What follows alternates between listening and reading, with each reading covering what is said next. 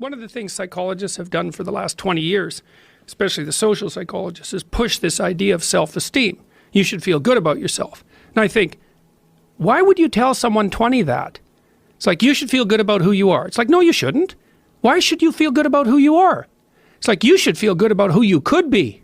That's way better, because you got 60 years to turn into who you could wait be. a minute. I'm not saying that people shouldn't have confidence, but like often you take young people, say they're 16 to 22, and they're not really feeling that good about who they are. Right. Because their life is chaotic and in disorder, and they don't know where they're going, and they don't know which way is up. Also, there could be bad parenting, Oh, God, yes. Yeah. bullying. Oh, yes. There could be a lot of abuse going on. And I think that's one of the reasons why that resonates with people, this idea of be happy about who you are. Right. Feel good about who you are. Right. But the thing is, it has to be stated with precision. Yeah. You should treat yourself as if you're valuable, especially in potential. But you should concentrate on who you should become, especially if you're young.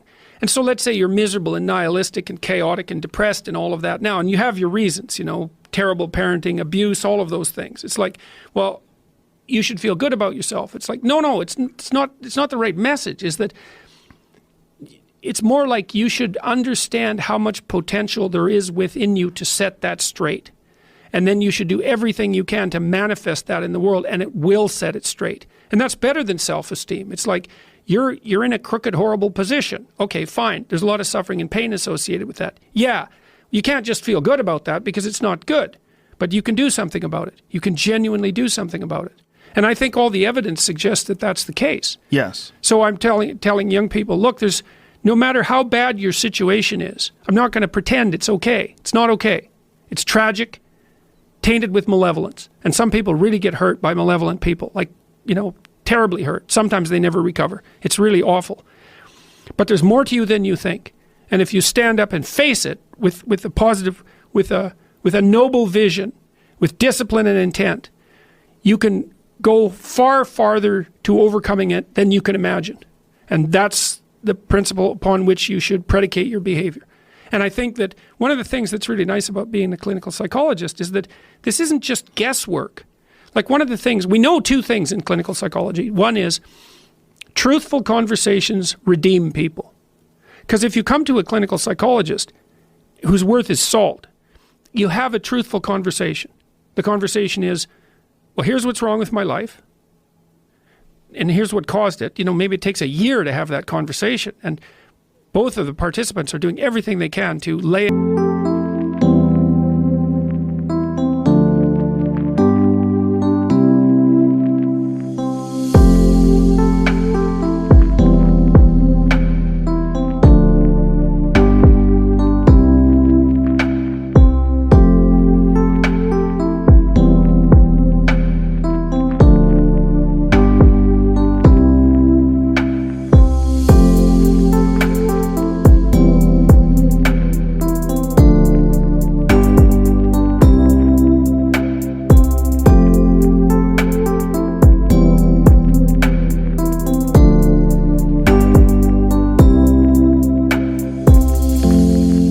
it out properly.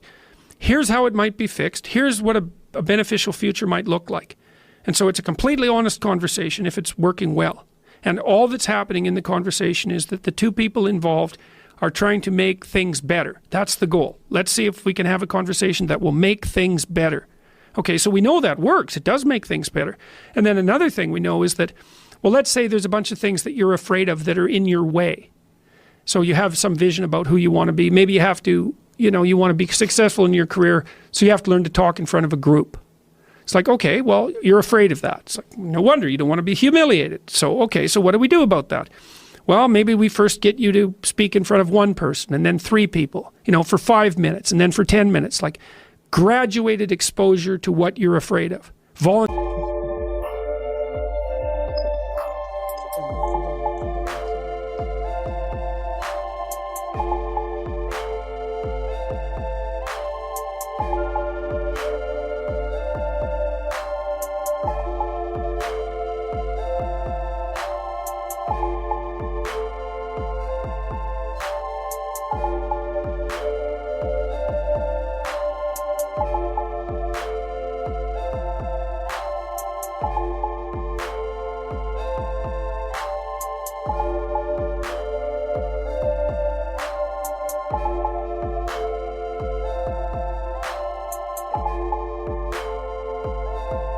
graduated exposure to what you're afraid of is curative.